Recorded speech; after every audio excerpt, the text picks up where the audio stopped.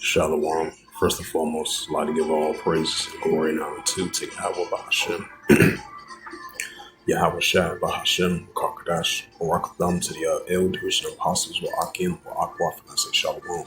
And the Heavenly Father, the true name is Yahweh, and His only got a son, Bahashem, and the name of Mashiach Shai. Those are their true names in the ancient Paleo Hebrew, Lashwan Kadash Rotam. And I say once again, Barakatham, to the elders and apostles, Wa'akim, Wa'akwaf, and I say Shalom.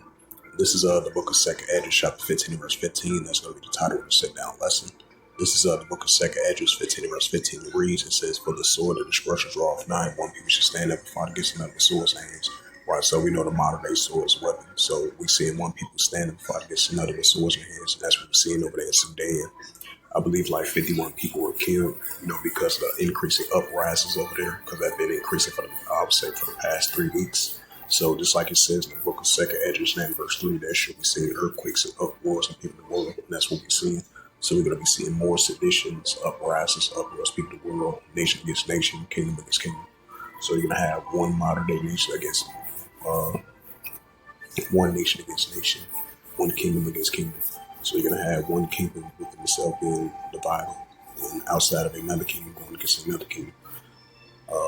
A nation within itself being divided going against another nation. And that's what we're seeing.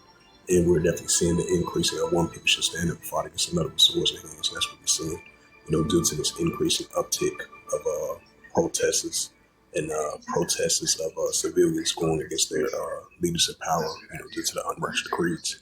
That's why we're seeing this high increasing protesters and high increasing seditions and the uprises and the upwards people in the world. It's like Scripture says, the distress of nations will perplex and seize reservoir.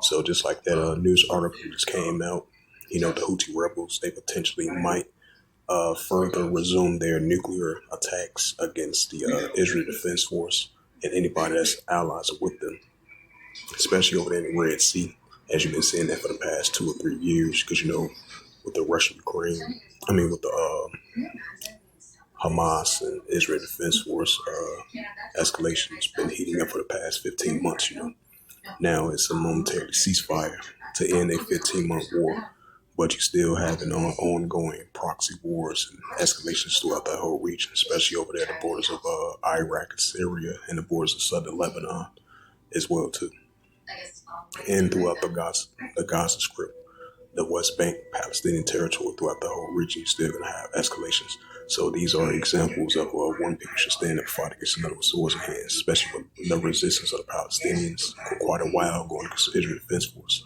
Even though they've been having momentary ceasefires on both sides, they've been blaming each other for violating ceasefires. We've been seeing that for a very long time, and we're seeing it currently right now. So that's another example of one people should fight against another with swords in hands.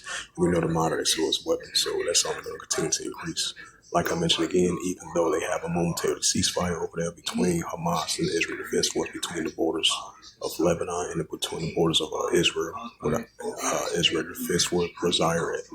It says, "For the sword the destruction draweth nigh, and one people should stand up and fight against another with swords in hands." So those escalations over there in Congo is only going to continue to increase. Those escalations over there in South Sudan, is only going to continue to increase. And different parts around the world that we're seeing one people should stand up and fight against another with swords in hands, and great seditions, uprisings as well too. So with that, hopefully this quick sit-down lesson was edifying of Second Esdras 15 and verse 15, and that was the title of the sit-down lesson. So with that, I would like to give all praises and glory and honor to Yahweh Bahashem, Yahweh Shai, Bahashem Karkadash, and the Heavenly Father, the true name is Yahweh, and His only begotten Son, Bahashem, and the name of Mashiach Shai. Those are their true names in the ancient Paleo Hebrew, the Lashwan Kadash tongue. And once again, Barakatham to the elders and apostles, Wa'akim Wa'akwaf. So next time, I will say Shalom.